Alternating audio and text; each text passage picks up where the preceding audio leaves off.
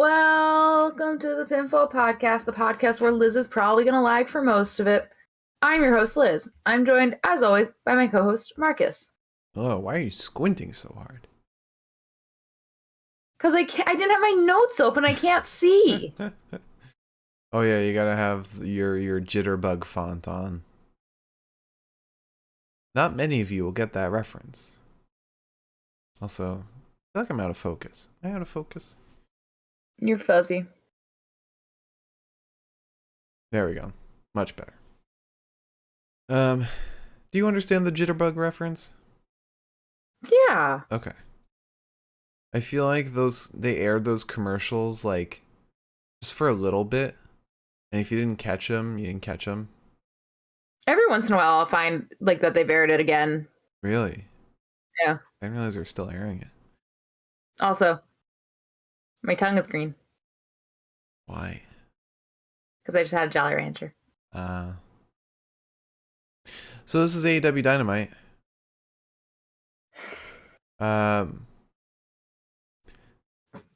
Big news, big announcement from Tony Khan himself. New Japan Pro Wrestling and AEW will be having a super show. Was it June 23rd? Was that the date? Oh my god. What a cat. Look who it is! That's a cat. Queen Bub! What was the date? June 23rd? June 26th. June 26th. Okay. Which I think is a Thursday. Let me... Yeah. Oh no, June 26th. Okay, that's a Sunday.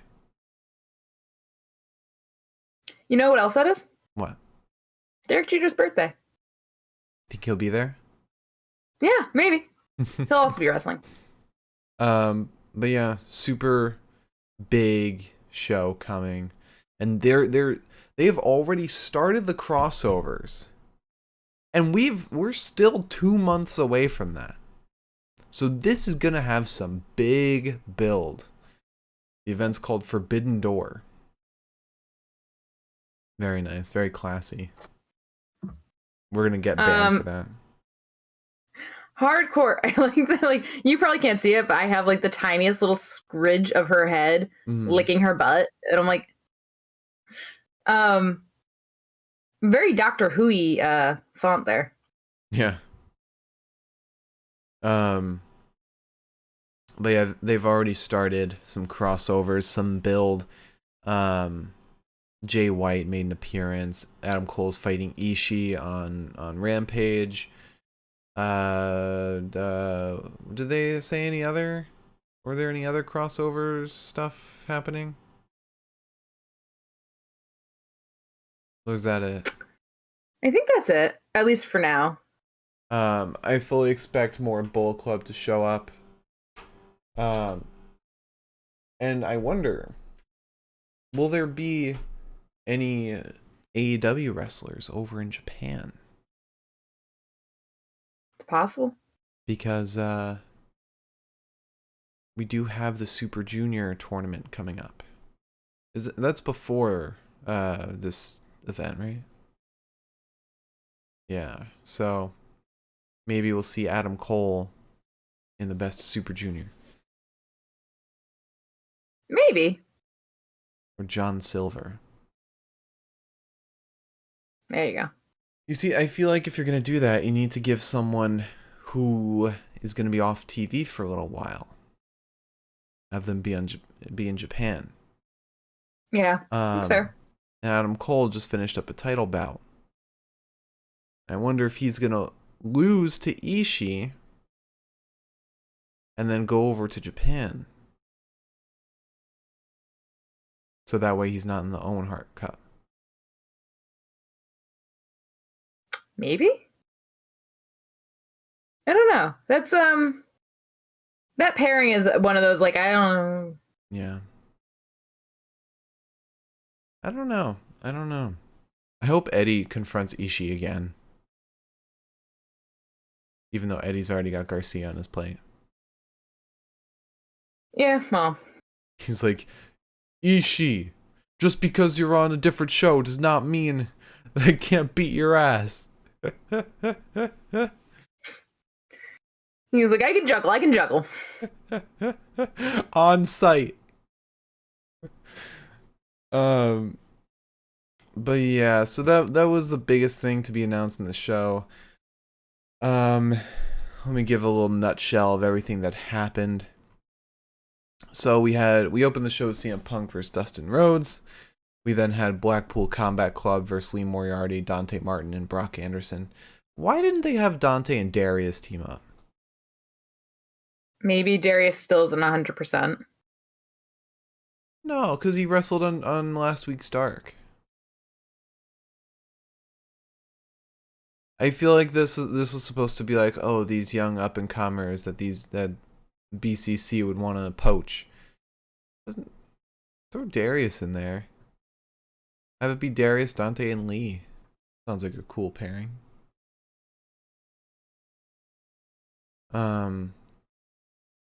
But then we had that New Japan announcement, which had Jay White coming out. Makes me wonder who Jay's opponent is going to be. I guess it'd be Hangman. But we'll see. Or Christian Cage. So then we had Butcher versus Wardlow. We had Kyle O'Reilly versus Jungle Boy for the Owen Hart qualifier. Hook versus Anthony Henry in Hook's Dynamite debut. Danielle Camella. Is it Camella or Kamala? Camella. Danielle Camella versus Britt Baker, Owen Hart qualifier. And then finally Andrade El Idolo versus Darby Allin Coffin match. And hopefully that puts an end to this feud. Which, unfortunate for Andrade, puts him in a bit of a spot. A bit of a rut. Yes, a little bit of an inconvenient place to be. Yeah, hopefully his next feud he comes out on top, because Andrade needs to be like in a title picture. He needs a title. I say that about a lot of people, but unfortunately that's the problem with AEW, in my opinion, is that like there's a lot of people where you're like, they deserve a title, and then they don't get a title, and you're like, because there are a bunch of other people who deserve titles. Exactly. Like Jade Cargill and an FTR, I don't want them to ever drop titles. But here we are. Yeah. So you want to go over the news? Little candle.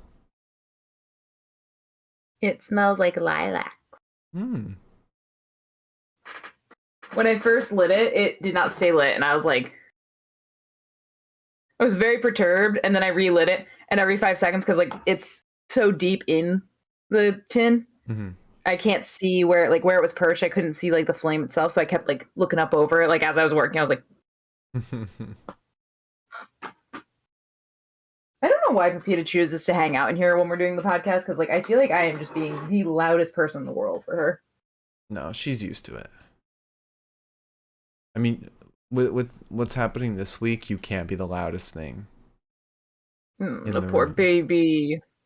We've had a lot of construction in our apartment because they're renovating the bathroom, and it really bothers the cat. As you can imagine, she's got tiny ears. Yeah, they shake the whole apartment. They hear so much. Probably thinks it's an earthquake. Or a monster. Yeah. But we got her a baby gate so she can roam in the living room, which she doesn't do. She just lays under the couch. But yeah. Actually, she spent a very long time today in the living room staring at every person who walked in and out the door. Just like, oh. Like, I'm sorry, I know. All right. I feel like there hasn't been that much news lately.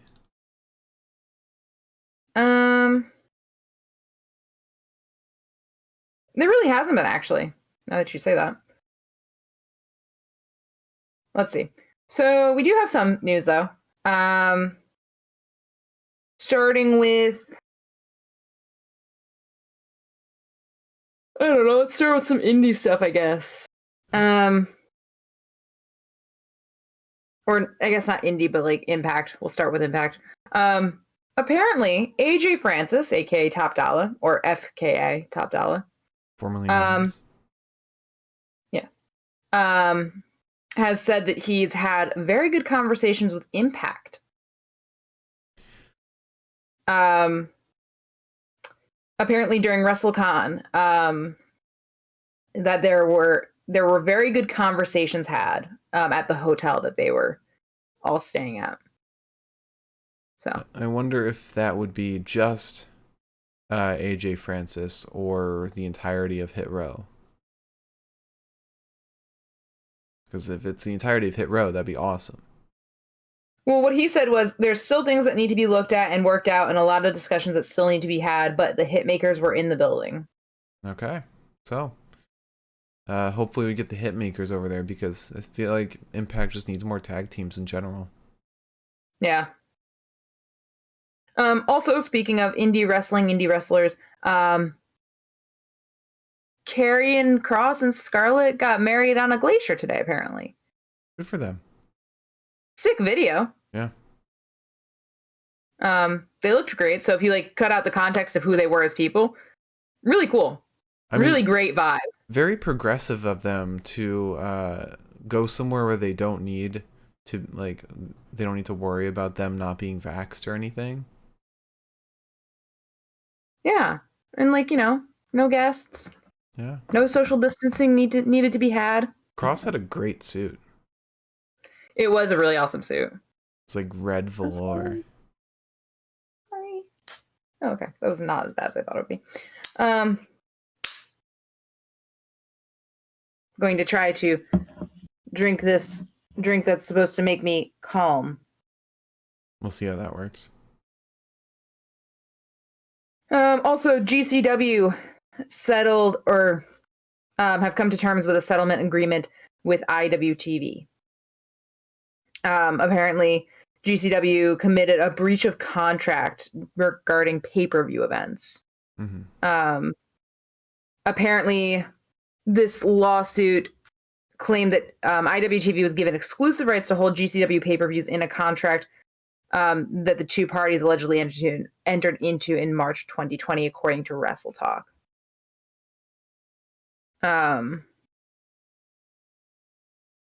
And what was the settlement itself? I believe it was something like GCW now controls and can profit off of their entire library. And like IWTV gets like nothing. Yeah, it says this agreement also affirms our long-held belief that GCW is the sole owner of our extended library, which includes all Game Changer Wrestling, Jersey Championship Wrestling, and LA Fights events.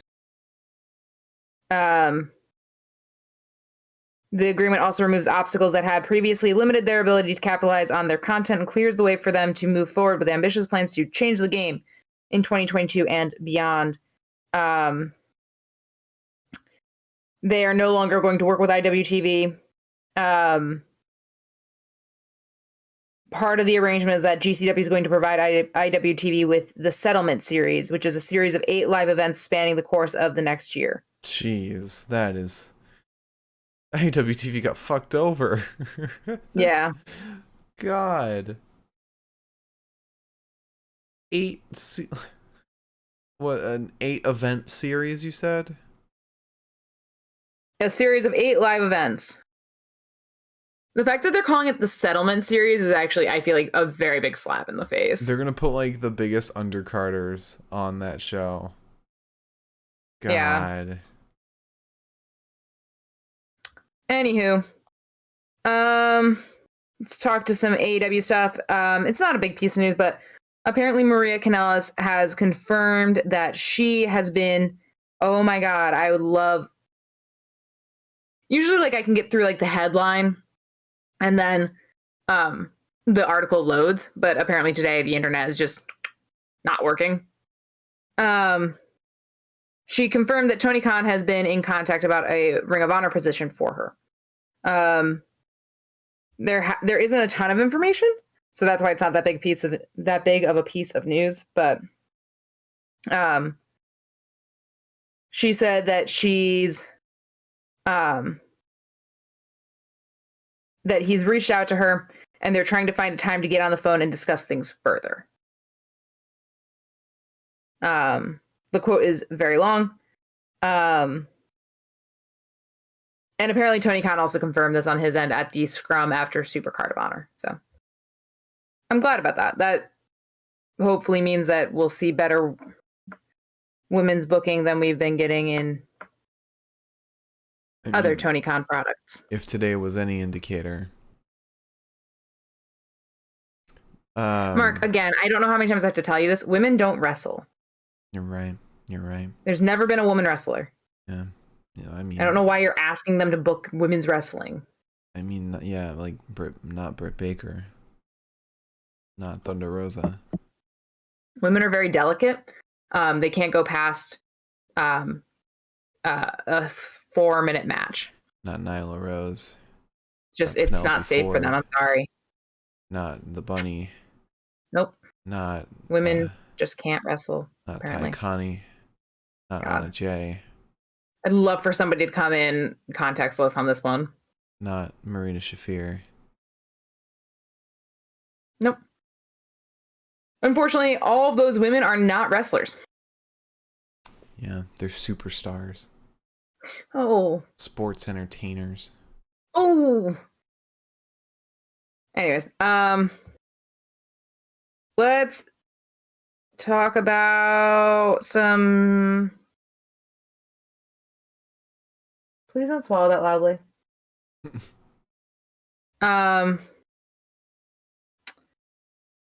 Apparently there is... Oh my god. A small update on Kota Ibushi. Poor guy. Dislocated the hell out of his right shoulder in 2021 of last October during the G1 Climax tournament while performing the Phoenix Splash. According to Mr. Meltzer, he is still weak on that side of his shoulder, but is about 70 to 80% recovered. Apparently, there is really no clear timeline for like when he's going to come back. But there is hope within New Japan that he's going to be back for the G1 Climax this year, which will begin July 16th with the finals slated for August 18th. So they're really going from Super Junior almost right into G1. Which is exactly... They did G1 and Super Junior together last year. So, I'm thinking about it. I think my G1 Climax is going to still be going on by the time that theirs starts. So, race to the finish. And then they'll probably have World Tag League right after G1. I don't want to think about World Tag League, actually, but thank you. Okay. I have bad memories. Thanks, Yoshihashi. All right, some WWE news? Sure. Io Shirai is injured, and that's why we have not seen her. Apparently, she is currently wearing a boot. Oh. And good. Is on crutches. Any news on Zoe Stark? Who? You know what's gonna be annoying? They're gonna give Zoe Stark a new gimmick when she comes back. Oh, almost certainly. Oh, you know what it was probably from? Remember when she did that moonsault and she smacked her foot on the announce desk? Oh yeah. Yeah, that's what it was. God. Damn, dude.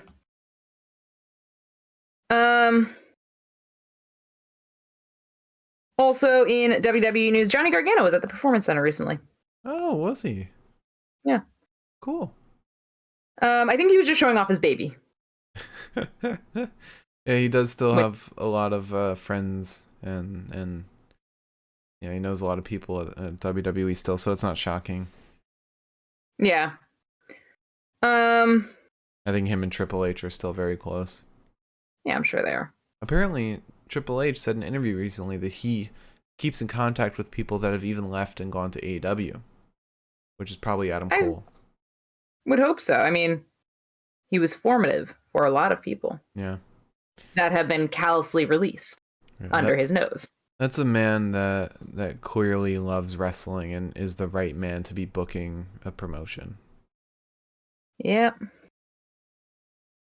Speaking of booking promotions, well, Drake and Gibson, who've never had first names, let's not talk about it. Mm-hmm. GYV. Wait. The grizzled young veterans, soon to be recognized. It's been so long. Now, according to WWE, they're just the veterans mark. That's bullshit. They've lost. No, I'm joking. Fuck them. I'm joking. Oh, okay. I take that back then. Because they lost the first half of their name. Okay. I thought you were serious. No. It was a joke. But apparently they have teased their departures from NXT. Oh, have they? Yeah. Yep. Apparently on Twitter, James Drake posted a picture of his Performance Center cubby, for lack of a better word, with the caption, "Thank you at WWE." Oh. And at this point, there is no reference to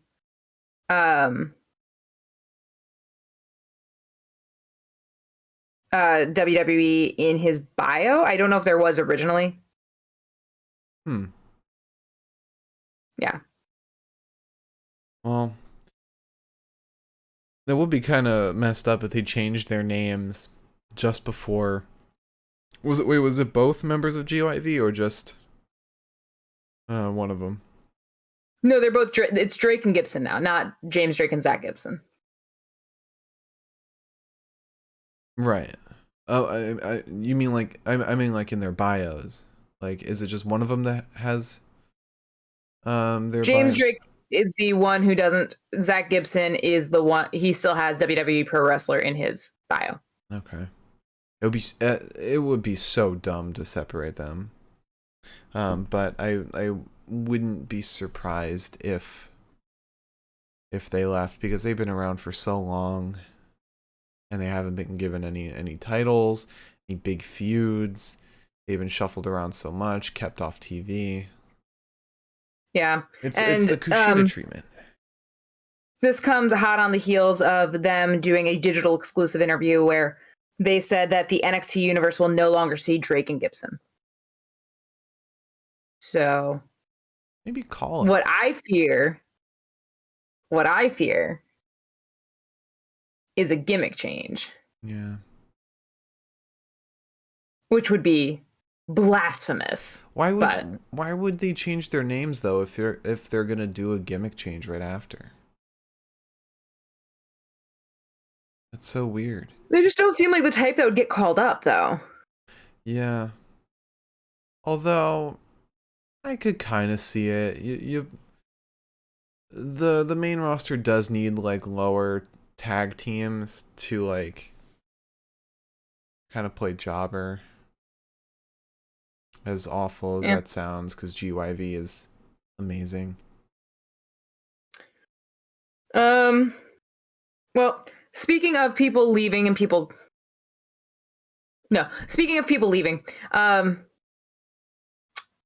apparently, well, not apparently, Kushida left WWE quite suddenly, quite randomly. Apparently his contract was expired. Apparently WWE is not interested in renewing his contract. And according to Dave Meltzer, he said that apparently in WWE there's a belief that he's going to start with New Japan in June. Oh, that's good. Yeah. Would love to see him back in New Japan. Yes. And he's gotten like acclaim from being on NXT has gotten very popular to the point where I think New Japan could book him huge. Like, honestly, I could see him up against Ospreay like really quickly. Yeah. There's rumors that he might be at Dominion. Oh, okay. On June 12th. So. And you can tell just watching NXT where the disconnect is between the execs and the people booking and like creative, because you could tell they had no idea, because yesterday they suspended Von Wagner, probably because they didn't realize Kushida wasn't being re-signed, so they had nothing for him in the story. He's already beaten Ikemen.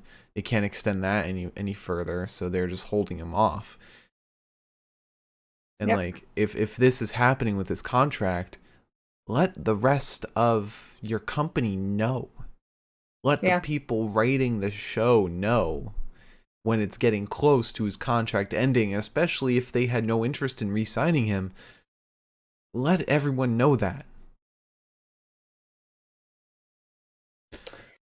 Listen, you're not wrong. Also, I mean, that's one thing. Another thing is, how the fuck would you not want to re-sign Kushida? That I don't know. The man is an all-star talent. Yeah, I don't know.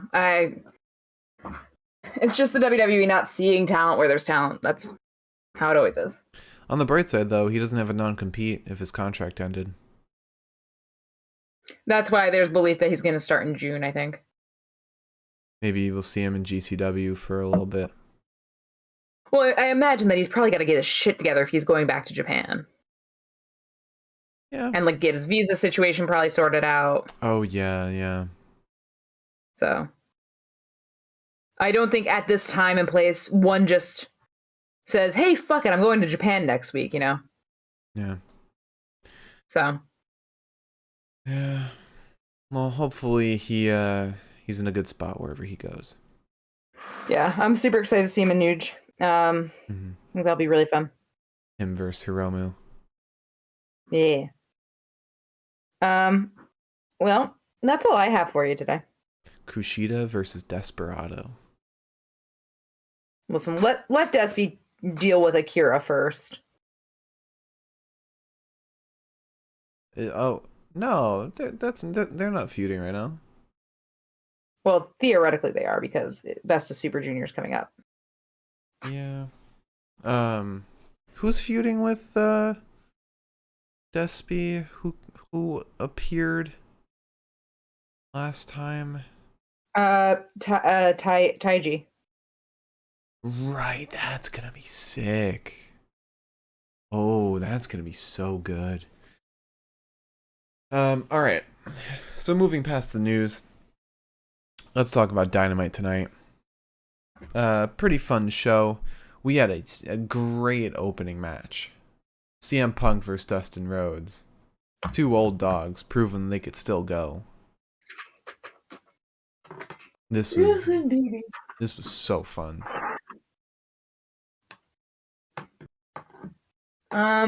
Yeah. We start with a little handshake. Love it. Which was nice. And this had this is the simplest booking, lead up and story imaginable. Last week you just had Dustin Rhodes say that he wanted a match, and he picked CM Punk. There you go. You had the handshake, start the match. You got a story. You got creative. That's more effort than WWE puts in.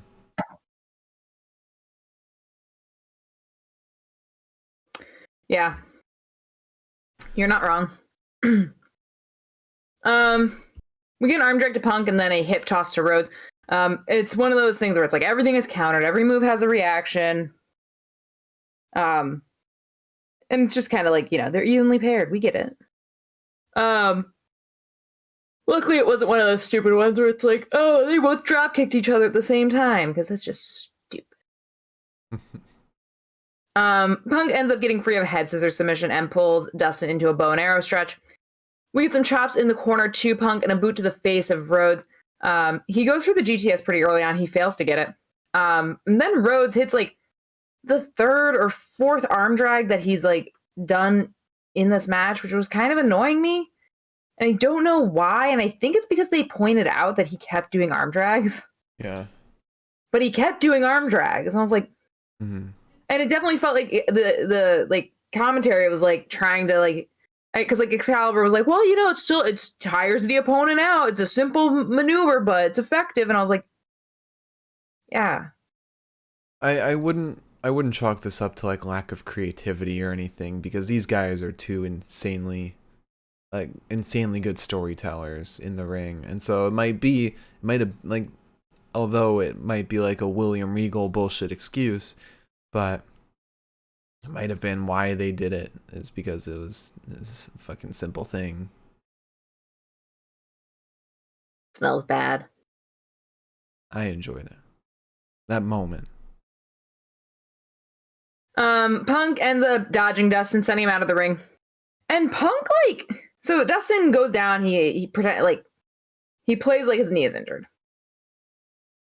And he keeps playing that up and like kind of goes to like get up, and Punk like goes at him. Dustin says, no, I need a second.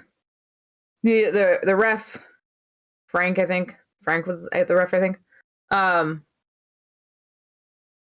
Frank goes to Dustin and kind of like holds Punk back, but Punk takes Dustin into the ring, and it starts kind of like you start seeing the little drip drops of heel turn Punk starting to in, because Punk gets pissed off. Like you can see him getting exasperated with what's happening, and I was like, oh, okay.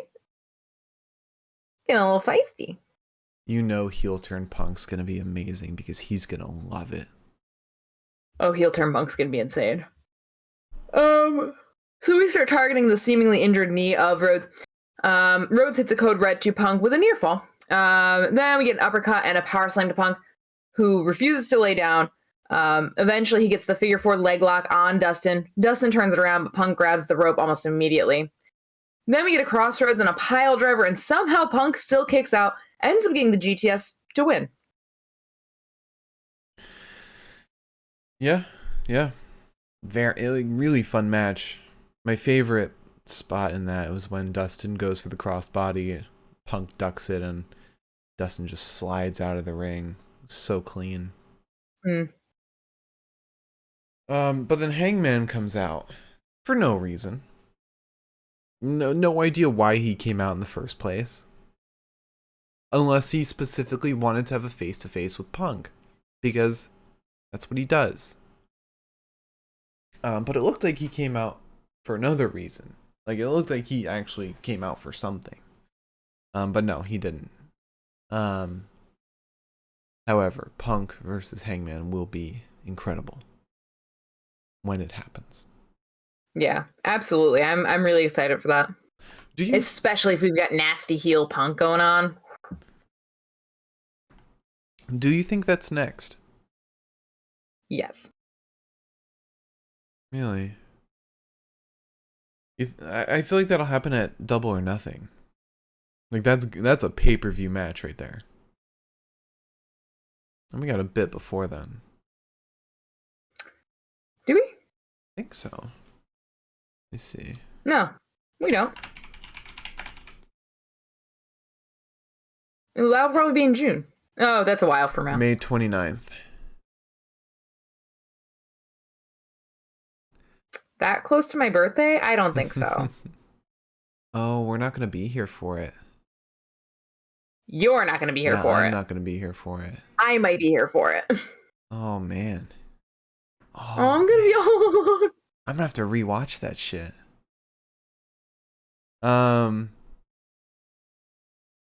But yeah, I feel like that's happening at Double or Nothing. I wonder if they're going to give Hangman another challenger in the meantime, kind of like how he handled Lance Archer and Dante Martin. What are the rankings?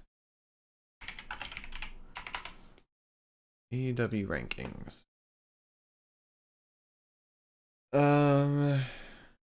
Let's see. Adam Cole's still. Well, that's from last week. So Adam Cole's probably not. Kaz is going for the TNT title. And Sammy's the TNT champ. Because right now, Kaz is not going for the TNT title right now. Scorpio is. Right. But Kaz expressed interest in it. I feel like if you express interest in one title, you're not going for another one. So leading the rankings, if this is correct, is Penta.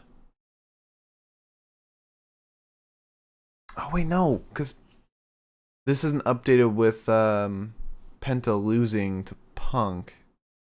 Right? He fought Punk last week? Yes. So that might not be right. They need to post the updated one after last week. Might be someone random. Maybe they'll throw Kaz in there. Alright, so then we get Wardlow entering the arena. Maybe stopped by security and smart Mark Sterling. Sterling says, security's going to bring you to your closet, then right to the ring, then right out the building. He gives him handcuffs and says, you'll have to wear these too. Oh, and MJF says, eat, pig.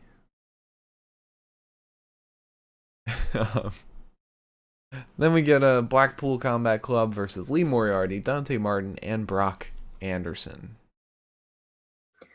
And immediately we start off with some brawling, as you would expect. We get Enziguri to Yuta from Dante, who gets spiked into a buckle. This gets Danielson in. And then we get some chops to Dante and a flying boot to Dante from Danielson. And then a drop kick to Danielson from Martin. This gets Moxley in, though, who also kind of gets flattened by Dante. Brock gets in off of that. Moxley kind of like gets beaten up for a hot minute. Like he gets like he takes a couple of bumps. He ends up dodging Brock, hits him with a half and half suplex though. Moxley then starts just decimating Brock until he gets hit with a spine buster. This gets Lee Moriarty in. He drops Yuta off the apron. And then he drop kicks Danielson, who is now the legal man. Kips up, gets a back suplex to Danielson, wants the Motor City stretch, but Danielson starts getting up. Ends up hitting a shoulder capture suplex to Lee. And then this gets Dante and this gets Moxley in. Moxley saves Dante, first of all, from nearly shattering his legs. Because he goes off the rope and definitely does not get quite the angle that one would want for a like crossbody lateral press. Instead going quite literally straight down. And Moxley like catches him. I was like, oh, okay. Mm-hmm. Then back in the ring, it looks like Dante's going for like a, I don't know, 450 splash, a moonsault, something like that off the top buckle. Hesitates though. Moxley ends up getting up, gets, as Dante comes down, gets him into a rear naked choke. And then we get Moxley driving some elbows into like the shoulder neck area of Dante, and then Yuta's doing that to Brock, I think, and Danielson's kicking in the head of Moriarty. It's kind of cheesy. But Moxley gets the paradigm. Ow. Moxley gets the paradigm shift to Dante to win. Yeah. Pretty much a squash match, but a bit longer than that. So then we get Cutler Cam with Undisputed Elite. Kyle says, Nick, where are the rompers? Matt, where are the feisty bucks? You lost to FTR, but we lost to FTRs, but we lost to Jungle Cruisers. Let's live up to the name Undisputed Elite. So tonight, I qualify for the Owen Cup. Adam Cole says, we lost, but as a team, we can't be stopped. Bucks, all your friends are gone. They're not. But we're still here as a functioning unit. We can't be stopped. Next week, we'll do an Undisputed Elite 10-man open challenge. You two put the Elite in Undisputed Elite. I gotta take care of something, but please think about it. Who do you think will be the other 5?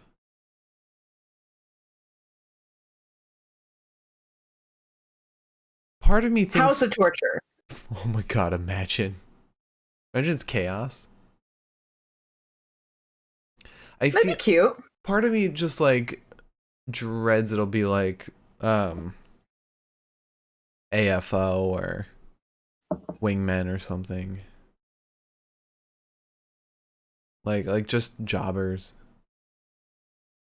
It might be. Or what if it's Kenny leading Bullet Club? Wait, Kenny, God, Jado, and Taguchi. Oh no, Tanahashi. Yeah, I was gonna say, why are you not including Tana? Well, Tana's kind of been like just hanging out. 6 or 9's been the ones really hanging with him. But imagine. That's the first time we see Kenny back. I miss that man. Me too. So much. Me too. Then we get the major announcement. So Tony Khan comes out. He says, we have a huge announcement here tonight. And here's the president of New Japan Pro Wrestling. And he comes out. I forget his name. But before anything can be said by either of those men, Adam Cole appears in the Tron and says, there's only one person to make an announcement of this magnitude. I'm one of the biggest to wrestle in Japan. On June 26th, the United Center in Chicago, AEW New Japan Pro Wrestling present Forbidden Door. This Friday, everyone's going to get a preview. In an Owen Hart qualifier, it's going to be Adam Cole versus Tomohiro Ishii. A member of Undisputed Elite will take the whole thing. Notice he didn't specify who. Maybe it'll come down to Adam Cole versus Jay White.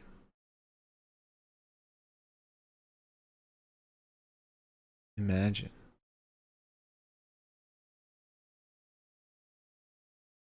They're both Undisputed Elite. Stinky man. And he says, I have a special friend who wants to say hello. Jay White comes out and he says, it's very fitting I'd be here for an announcement like this. Last time New Japan Pro Wrestling had a major event like this, I sold out Madison Square Garden. It's not about New Japan Pro Wrestling or AEW. This is about Undisputed Elite and Bullet Club because it's still our era. Also, Miriam asks if Jay White is part of the tournament. They haven't announced him, but considering how late they took to start the men's qualifiers, I have a feeling he will be. Especially since Ishii is part of the qualifiers. I don't mean to be like really dramatic. Don't mind me, my eye is very itchy right now. Mm-hmm. We're gonna see the first actual Owen Hart match for the men's side. Yeah, live in person, right? Yeah. I'm hoping that's a banger. It's probably going to be Kyle versus Adam Cole. Ooh. No, probably not. I mean, it'll probably be really good. I mean, considering who's qualifying right now, because it's either Kyle O'Reilly, one of FTR, Ishii, or Adam Cole. I think that's all the qualifiers that are announced. Could be wrong though.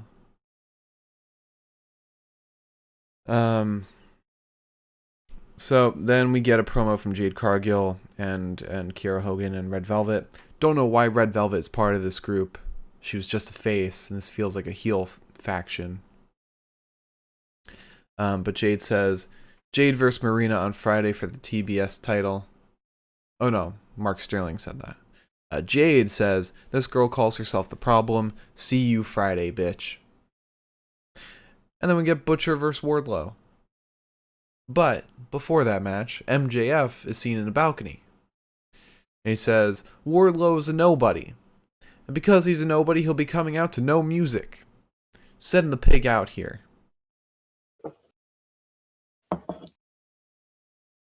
Beautiful. Prosaic almost. Yeah, so it's meaty men slapping meat. It's the context for the match. Butcher gets Wardlow in the corner, bites him before punching and then headbutting him. Wardlow then sends Butcher out of the ring, and Butcher decides that he is going chair shopping. My dude is throwing chairs into the ring just as fast as Rick Knox can clear them out of the fucking ring. It's just, one goes in, Rick throws it out. And I was like, what? We're making no progress. And we don't make progress until Wardlow gets a little too close to the ropes and Butcher grabs him by the ankle, pulls him down, pulls him out of the ring, slams him into the apron, drops him on the apron. Back in the ring, Butcher goes for a powerbomb.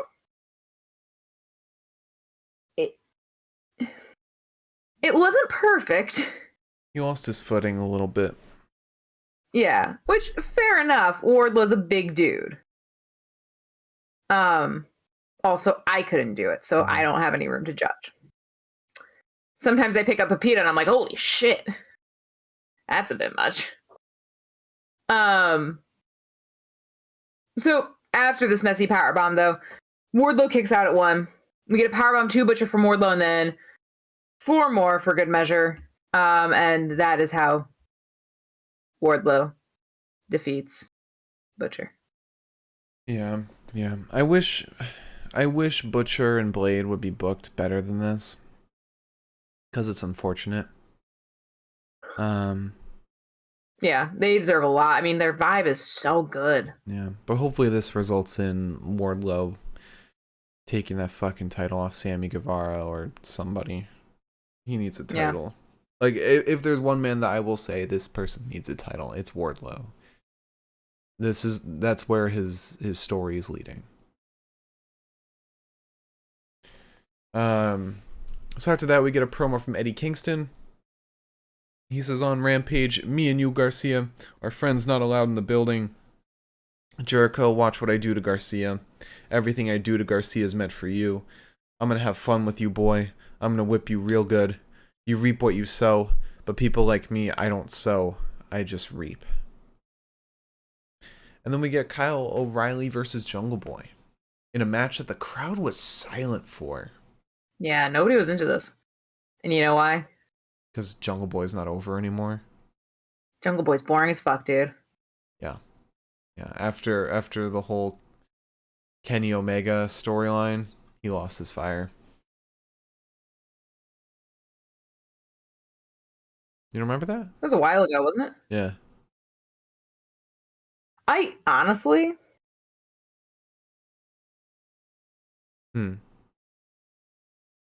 What? It is 11:06 and I hear somebody sawing downstairs. Nice. It's the cat. There's a baby. Mm-hmm. Anyways, not to invite everyone into our personal lives.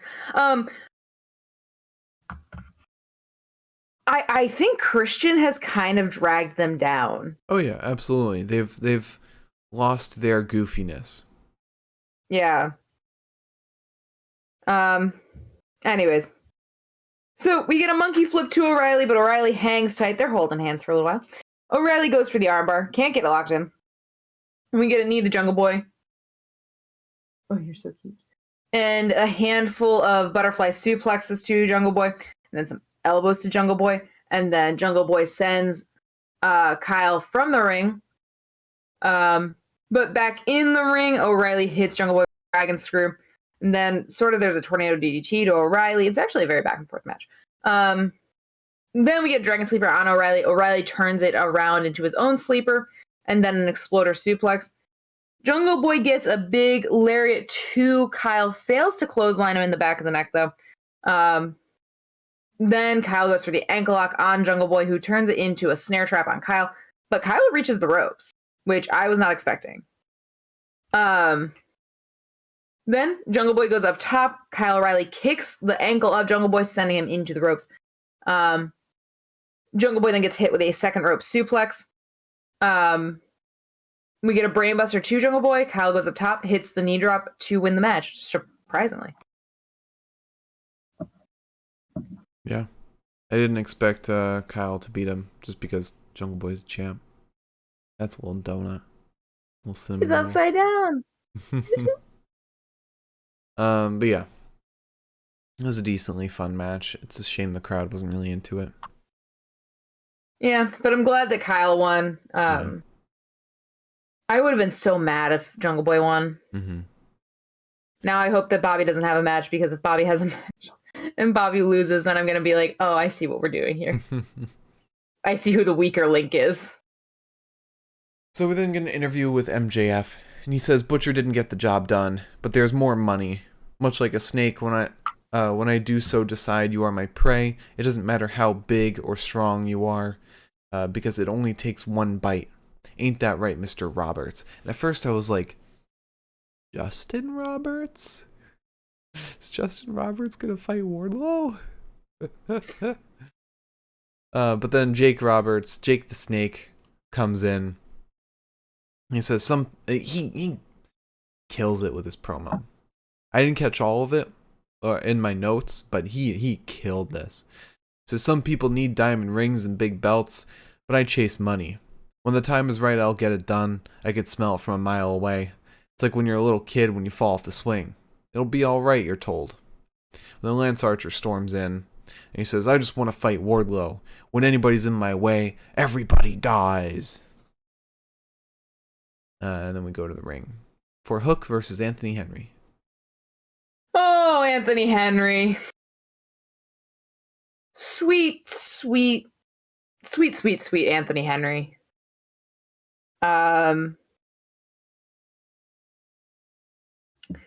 This was what I expected it would be.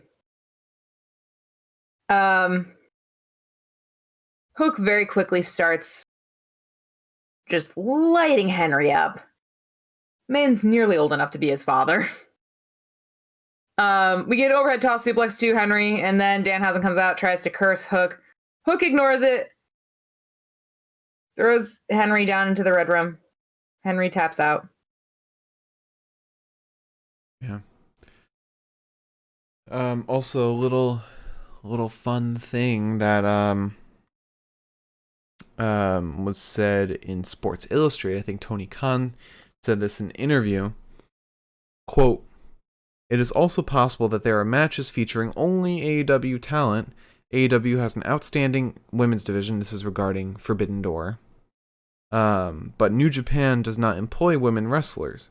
Its parent company, Bushiroad, also owns Stardom, which is New Japan's sister promotion. This is an AEW New Japan event, said Obari. Okay, so it's not Tony Khan. Obari. You were about to say Obama? No. It's like, what? Obari. But the key phrase here is never say never. Really, nothing is off the table, and who knows what the future may hold for AEW and Stardom. Oh, but Tony, or sorry, Obari. I think that's the president of New Japan. Yeah, I think that's the president of New Japan. But what I think Obari doesn't recognize is that Tony would then also have to participate in helping to book matches that are longer than 3 to 4 minutes for women, and I don't know if he's capable of that. But if it's whoever books Stardom booking it, then it would be longer. Imagine the first match goes like 12 minutes, and Tony's like, "Are we still doing this?" Imagine though, Kyrie versus Jamie Hayter, or Tam Nakano versus Thunder Rosa, Starlight Kid versus Penelope Ford. Remember when I found out that Tam Nakano was 34 years old, and I was like, "That's fucked up." Yeah, They don't age. That's a goddamn. They don't age. There's because when they were doing the walkouts for the Cinderella tournament, and they had ages for like some of them, I was like, some would come out and they'd be like 12, not really 16. I think was like the youngest, but they'd be like 16, and I'd be like, she looks like a baby. That makes sense. And then somebody else would come out and be like, she's probably about 16 too, because she looks like a baby. And they're like 38, and I'm like, what? What do you mean? Anyways. Yeah. It's very, very confusing. However, very talented field of women, though. So Danhausen comes out and he tries to curse Hook. And after it doesn't work, and he instead curses Anthony Henry, he says, I've had enough of this. You don't want to be cursed by Danhausen? You will fight Danhausen. And that will be the greatest match of all time. Get ready for 20 stars rating from me. Yeah. I'm excited for Danhausen's return. Yeah. His in-ring return, which, I mean, I don't think anyone really wanted Danhausen for the in-ring wrestling. Everyone just wanted his personality. True, but Danhausen's funny in ring too. Yeah. Like his personality bleeds into that. So. Mm-hmm. Yeah. So unfortunately, oh no, this isn't the promo. We get an interview with Frankie Kazarian. He says Sammy Guevara. Then Scorpio Sky walks in. And he says, "This is important, Kaz. I've had a lot of time to reflect. TNT champion, tag team champion. It's all not possible without you. I was struggling and needed a shot. We formed SCU and the rest is history. But I need a favor. I need you to wait a little bit longer. I'm going to challenge Sammy and win that title. And I promise you'll get the first shot." And Kaz says, "I've always had your back, and I always will." But I don't trust Kaz. No, not after the look that he gave Scorpio as he walked away. Yeah. I don't know one bit. Although, do like this little turn, it seems, from Scorpio. Maybe a little bit of a face turn. Or tweener turn. Yeah. We then get a video package from Thunder Rosa recapping her match against Nyla Rose, but then she says her next challenger will be at Double or Nothing. Okay. That's fucking stupid. I'm sorry. She didn't say that verbatim. She just said Double or Nothing, which alludes to her next challenger. Yeah. That's dumb as shit. Yeah. Unless they give a big build to her next feud. Like, it's huge. Have her next challenger be like, who's a good challenger for Thunder Rosa right now? Just pull up the rankings again.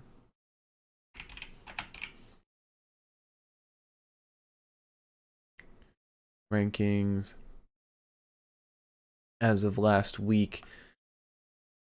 Nyla Rose probably shot down. Serena Deeb could be the next one. It depends on how her match with Hikaru Shida goes.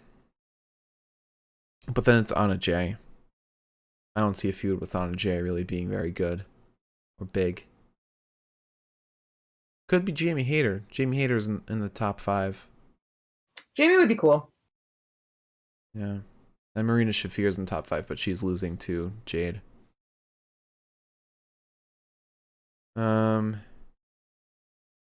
Alright, so then we had Sammy Guevara and Ty Conti in the ring, and you can already see they're embracing the heel turn.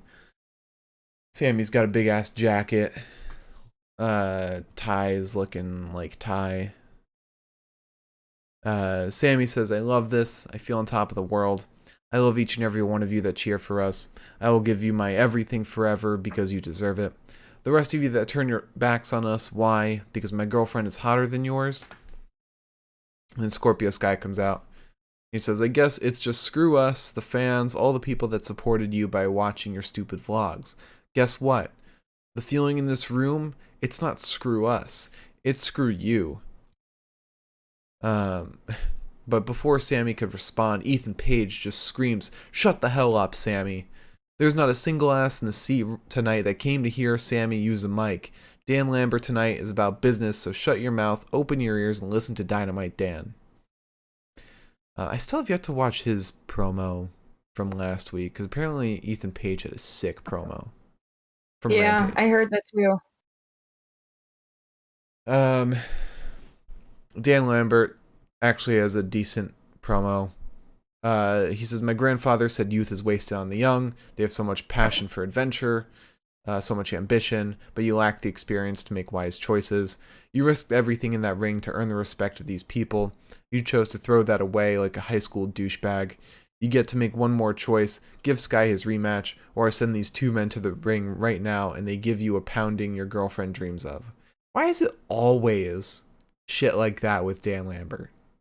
Every time. Because Dan Lambert sees a woman and only knows one thing to do. Does he see that with Paige? I feel bad for Paige. I don't know. But Sammy says, "I only give a shit about a match. Sky, I'll give you a rematch next week if you give us a mixed tag match." Scorpio says, "Done." And then, like, as they were about to cut away, Sammy says, "Next week, ladder match, you and me." Like, really quickly. Like, he forgot to say it was a ladder match. Yeah, I noticed that. I was like, okay. Which, I mean, if Sammy's thing is always defending the belt in the ladder match, fine. It'll make me more interested in this title reign. Yeah. You're right. But who do you think is next for the TNT belt? Is it Wardlow. Scorpio? No. Is it Wardlow? Is it Kaz? No. I think it's Wardlow. If they really want to make it important again, because it hasn't felt important since Miro, they would give it to Wardlow. Imagine it's Miro.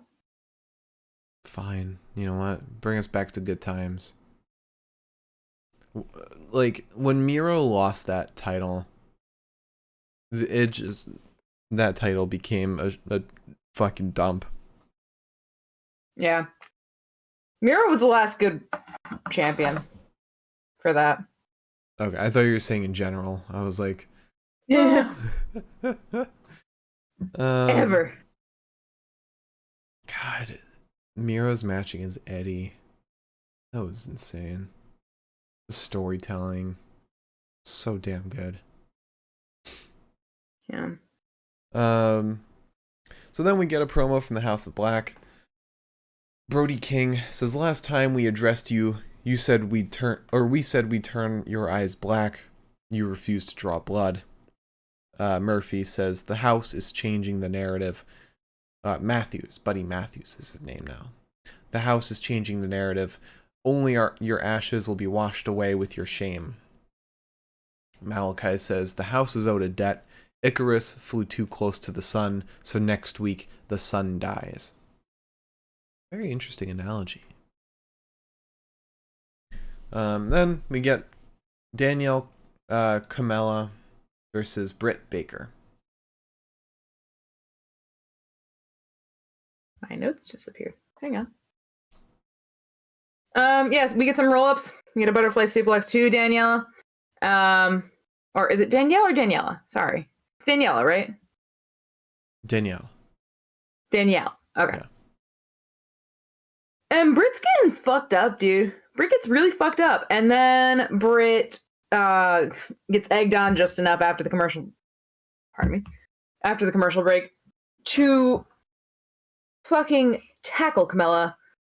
Hit her with the ground and pound. And this is after Danielle made fun of like the terrible towels. Which bold to do in Pittsburgh. Yeah. I wouldn't do that. Then we get some elbows to Camella, a sling blade, a stomp, and then right into the lockjaw. Steelers glove for Brit to win. Yeah. And she comes out with two Pittsburgh Steelers. I don't know if you mentioned that. Oh no, they were actually Steelers? Yeah. Oh. Wow. Two Pittsburgh Steelers. I don't know their names because I don't watch Pittsburgh Steelers football. Because my grandma can indoctrinate me on that one. But one of them gets the microphone after what you're about to talk about. You just hear Brit's music plays. I'm on the mic. Okay. That dude was loving the entire match. And he was having the time of his life. And like, yeah, the other guy was having fun too, but like this guy was into it. Like he just grabbed the mic and just went off. It was so funny because like the whole match too, like he was there, like he was like just another wrestler, just like banging on the mat, you know, like egging her on. I was like, yes, okay. So Britt gets on the mic and she says, "Pittsburgh, finally you have a woman in the ring with a mic that knows how to use it. The AEW women's division is a disaster without me. There's Ruby Soho, who had to run away instead of coming out here. Tony Storm, who has my girl in the first round of the Owen Cup. If you thought cake in the face was bad, wait until Jamie mops your face in the ring. You'll want to leave this company too. Jade Cargill called Pittsburgh ugly. The only thing here tonight who wanted to see Jade in the ring are the ones who she gave free tickets to. Red Velvet, what's worse, me whooping your ass or being a baddie. Sit down because I'm the baddest bitch in the block. And your future Owen Hart Foundation tournament winner, Dr. Britt Baker, DMD." You know what's interesting? The Owen Cup seems to be more of a big deal in the women's division than the men's division. Like, the wrestlers care about that more than the men's division. Yeah, I don't know. Probably because there's a bunch of other stuff mixed into the men's division because they actually write stuff for the men's division. Right, the men have storylines and the women are like, oh, we get TV time now? Holy shit. Yeah. Speaking of women, we get a Serena Deeb video package challenging Hikaru again. For, what was it, the 5th time? Then finally, we give him the main event, Andrade El Idolo versus Darby Allin Coffin match. Yes, indeedly. So we start with Darby immediately has to fight off the Blade, and then he has to fight off a lot of AFO, which I think the Blade and Mark Quinn, actually. I don't think it was Blade, Quinn. If someone Butcher right? Was there too? No, Butcher was not there. Okay. Then yeah, it was just them two. So he's fighting them off, and then he's not fighting them off at all. He's getting beaten up. And we end up in the crowd, and there's somebody in a Sting mask, and guess who it is? If you guessed Sting, you were right. That was so good. He did the thing where he had the Sting mask pulled off, and it was his Sting face. Mark popped for that, if you couldn't tell. It was so good. I had seen that before I watched any wrestling. Like, I loved that. Waited for Sting to come back so I could see it in person. That's up there with the New Day eating popcorn. Like, that transcends the wrestling world. Mm-hmm. Sorry, I couldn't tell if you froze because, like, you're so blurry for me right now. Oh, am I? Well, not because of, like, your camera, but because, like, I can't see shit. Oh, okay. Yeah. So Sting ends up fighting off Mark Quinn and Blade, while Darby focuses his efforts on Andrade, and Bryce does a piss poor job of trying to keep things civil. It's funny because it's all breaking down. They're all in the crowd, and Bryce Remsburg, you can just see him over like the shoulder of like Mark Quinn or something, just like, okay. It's like, oh, the booby cat's having a dream. Oh, is she? She's twitching. Oh, what do you think she's chasing in the stream? Wardlow. No, she's gonna powerbomb him. Oh no. Mark Quinn ends up hitting Sting with a chair, which he no sells. We get a low blow to Andrade, and then Sting crossbodies everyone off of a railing. He nailed it. He did. Got a little nervous though. Darby then throws a chair at Andrade back in the ring. He red. Darby is then nearly coffined, but he breaks free, and then Andrade wants to suplex Darby into a steel grate. After trying multiple times, he finally gets it. And then he flapjacks Darby into the apron once we get close to the ring again. And then Andrade starts fucking around with the coffin, which in a coffin match is the last thing I would do. Yeah, he tries to kick off the lid. I don't know why. I feel like he wanted to use it as a weapon.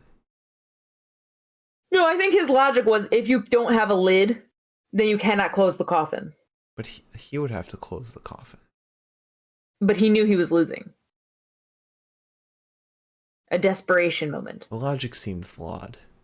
Anyways, so Darby dives out onto Andrade, pushing him into the coffin, slams the lid, which has tacks all over, into the back of Andrade, and then Jose, the assistant, comes out, takes off his shirt, and I said, oh my god. And he is then powerbombed onto the coffin lid, and he slides off of the coffin lid.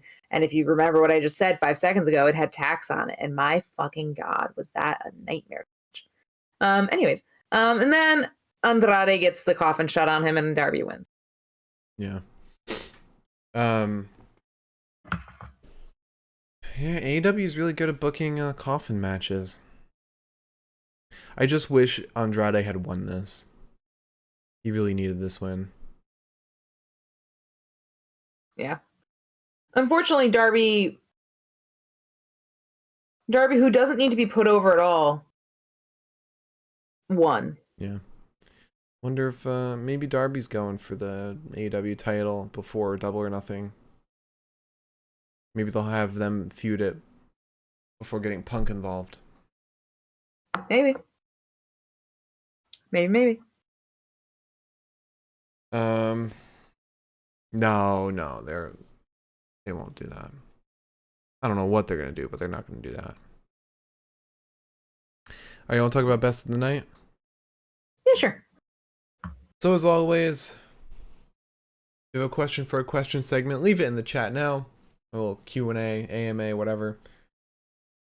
TNA. Leave it in the chat. If you're watching on YouTube, leave a comment. We'll get to it in the next one. If you're listening on Spotify, join us at twitch.tv/The Pinfall Podcast. We love chatting with you folks. You lovely, lovely folks. So let's talk about promo of the night. I mean, the major announcement was very fun, especially with Jay White coming out.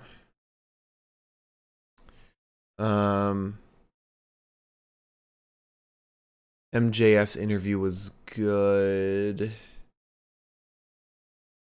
Yeah. I'll let you pick. I'll let you Bless your soul, first of all. Thank you. Second of all, my pick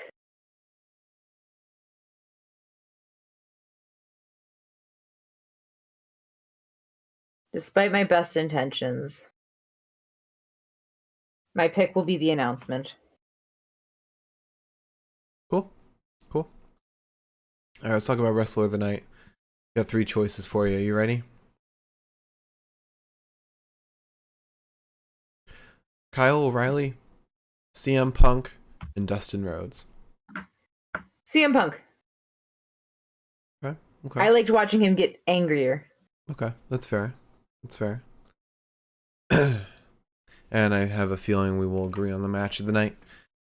So as always, we go from the worst match to the best match of the night. We'll talk about which one is the match of the night. So, this only counts for matches that were over 5 minutes, like Hook versus Anthony Henry and Butcher versus Wardlow are not factored into this because they were under 5 minutes. So first up, 4 out of 10, Danielle Camella versus Britt Baker. Just barely made the cut of 5 minutes. I think it was like 5:10 or something. Like, it was a squash match. What do you expect? Yeah. Next up, 5 out of 10. Blackpool Combat Club versus Moriarty, Martin, and Anderson. I mean, it was a decent enough match. It was pretty much a squash, but it was like a elevation match. Mm-hmm. Next, 6 out of 10. Kyle O'Reilly versus Jungle Boy. Yeah, they gotta do something with Jungle Boy. Yeah. He's too boring. Like, make him goofy. NXT 2.0 him. Yeah. If there's anyone that needs NXT 2.0, it's Jungle Boy. But otherwise, Kyle was really good. Kyle was fantastic. Next up, 7 out of 10. Andrade El Idolo versus Darby Allin.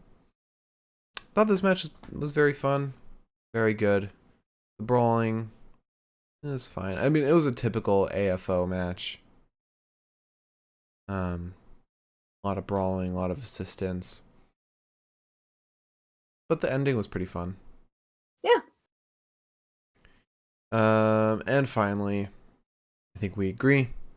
Match of the night, CM Punk versus Dustin Rhodes. 8 out of 10. Yeah. These guys are great storytellers and so good in the ring. Especially Dustin at his age. I concur. All right. You want to answer some questions? I will answer a question. You always pick one. You always say one. There could be people watching that are like, oh, Liz just wants to answer one question, so mine might not be worth that one question. Well, that's on you for believing me.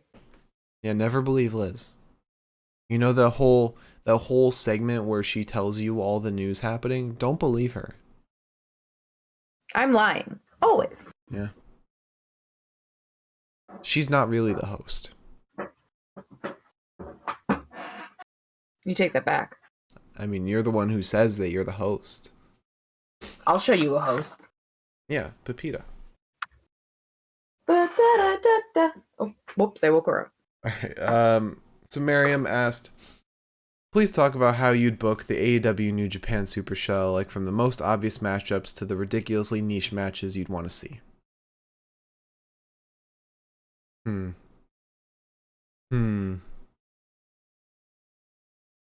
I mean, obviously it's Hangman and Naito. Hear me out. Hear me out. Yeah. Kingston versus Taguchi. That would be really good. I think I've cracked it.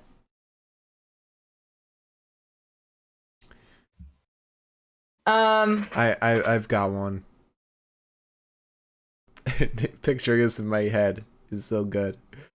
Evil versus Danhausen.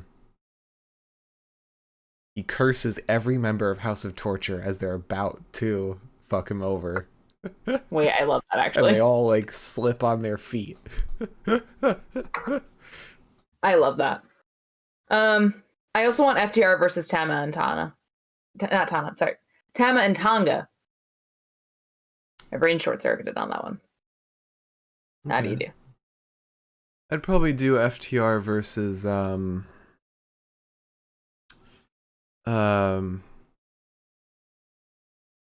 what tag teams are there in New Japan? Bishamon, Great O'Khan and Jeff. Dangerous Techers. Well, obviously we're doing Danielson versus Sabre Jr. I'm gonna say no on that. Wow, okay, I'll just go fuck myself. I'm gonna say Mox versus Zach. Sure. But FTR versus probably Bishamon. No, I want Red Dragon versus Bishamon. I'm gonna do FTR versus 6 or 9.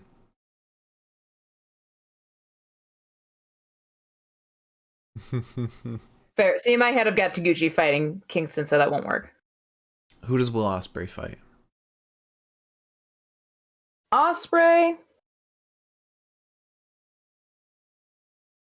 Adam Cole. I was thinking Cole or MJF.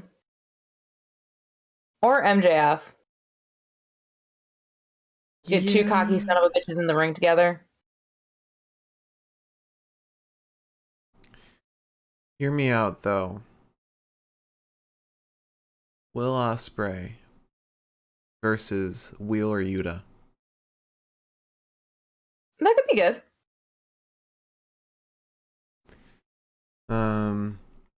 No, Ospreay versus Malachi. Ooh, yeah, okay. And then we get Buddy Matthews and Brody King versus Jeff Cobb and Great O'Khan. Ooh, yeah, okay. That'd be cool as fuck. Some big bitches. Yeah.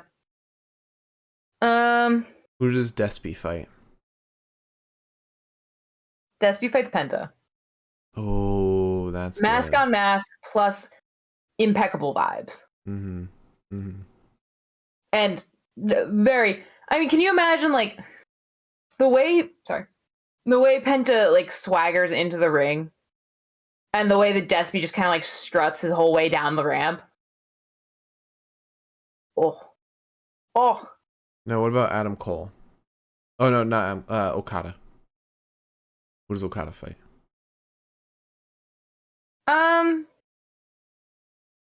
Okada and Hangman would actually be a really good matchup.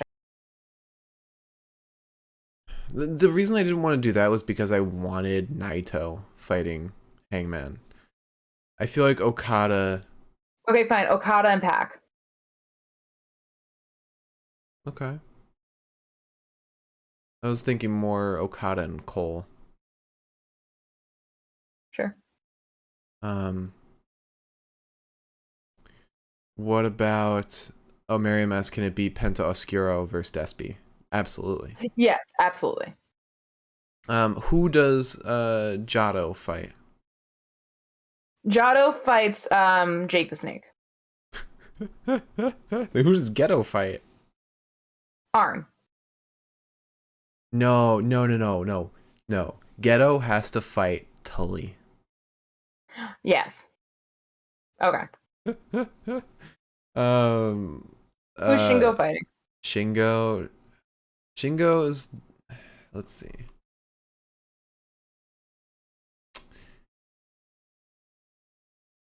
I think Shingo would fight Ethan Page.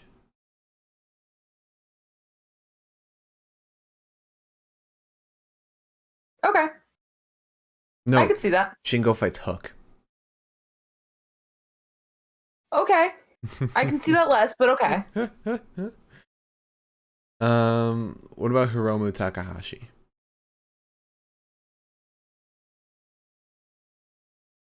Now Hiromu could fight Danhausen, and that would be the most unhinged match. I was thinking Lance Archer. Oh, yeah. It's two guys screaming at each other.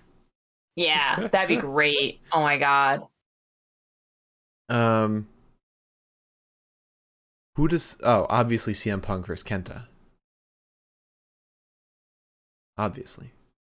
Yeah. Except to make sure this match isn't match of the year, Sammy Guevara comes in and says, "No, my GTH is better than your go to sleeps." And then they both clobber his ass. And then it's a handicap match. Yeah. Okay, fine. Let's see. Anyone else? Young Bucks. Who do Young Bucks fight?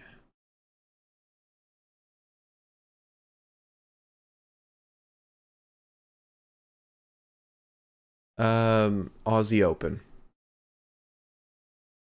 They're not quite New Japan, but that could happen. I figured this because New Japan isn't as big as AEW, so they might call up some strong people. I'm trying to think.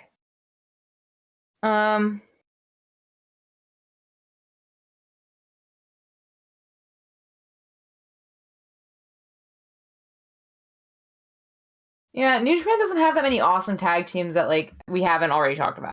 Yeah. Maybe Bullet Club's cutest. Oh Okay, that's perfect. Maybe that'll be after they split from Undisputed Elite. Yeah. And we'll end on this one. Okay. Who's Shibata fighting? Well, that really should be Danielson. Yeah. In my humblest of opinions. Okay. If not Danielson, then maybe like Gresham. a young dude like Moriarty. About Gresham. Yeah, I was kind of going with like people that have been with AEW for a second now. Mm-hmm. Yeah. Lee Moriarty also popped in my head, so maybe that'll be the opener. Shibata versus Moriarty. Yeah, a little exhibition match. Yeah. Yeah, I like that. All right. So unless I can see, oh, Dark Order, like the entirety of Dark Order. Who do they fight? Well, they would have to fight House of Torture. Just Dick Togo. Just Dick Togo. Yeah, sure. Dick Togo versus the entirety of Dark Order. I love it. That's perfect. Yeah. All right. Liz, would you like to close out the show for us? Sure. If you tuned in tonight, thank you so much. And if you tune in in the future, thank you so much. A happy Mother's Day? It's not the next holiday. Like, I fucking know. I hope everyone's enjoying Passover. What is it? I guess next holiday is well, May is gonna be Asian Pacific American Heritage Month. So happy May to everyone of Asian Pacific American descent. I second that. Please tune in tomorrow for our Impact post show, where we'll be talking about Impact after the show ends. And that's what a post show is. For the next 2 weekends, we will not be doing weekend shows. Rebellion this weekend, which we will be gone for. We will be at the show, which if you're at Rebellion, say hi to us. If you see us on TV, say hi to your TV. And the following weekend we'll be on vacation. We will not be available to do a recap, and we will not be doing our Impact show next week as well. Which, who cares, right? Yeah. Yeah. Oh, the next actual holiday, Cinco de Mayo, like single day holiday.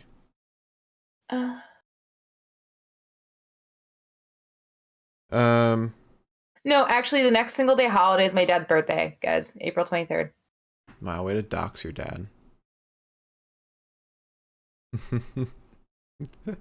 Guys, if you want to visit my dad, all right. Just kidding. You don't want to. So yeah, our next show tomorrow, Impact.